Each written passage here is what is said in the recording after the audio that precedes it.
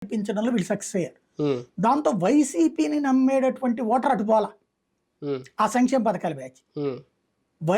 తటస్థులు ఎవరైతే ఉన్నారో వాళ్ళ విషయంలోనే ఏం జరిగింది నిన్నటి టర్న్అవుట్. ఆ తటస్థులైనటువంటి వాళ్ళు అంటే వైసీపీకి 60 వేసుకోండి, ఇటు పక్కన 20 వేసుకోండి, 80 తటస్థులు 20 మంది ఉన్నారు.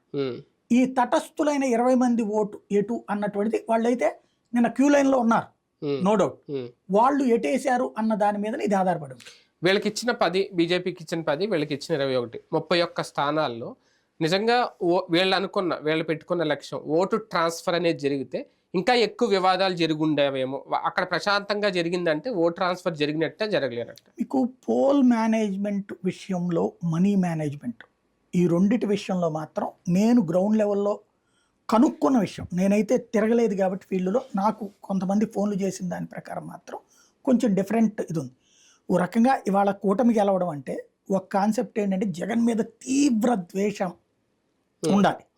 ఎందుకు అంటే వీళ్ళ మీడియా ద్వారా కావచ్చు, షర్మిల గొడవ కావచ్చు, పవన్ కళ్యాణ్ మాటల వల్ల కావచ్చు, తీవ్ర ద్వేషంతో అంత ఓటింగ్ జరిగితే టర్న్అవుట్. అలా కాకుండా అయితే మాత్రం పోల్ మేనేజ్మెంట్, మనీ మేనేజ్మెంట్లో మాత్రం వైసీపీతో పోల్చుకుంటే కూటమి వెనకబడింది ఫీల్డ్లో. ఎట్లాగా అంటే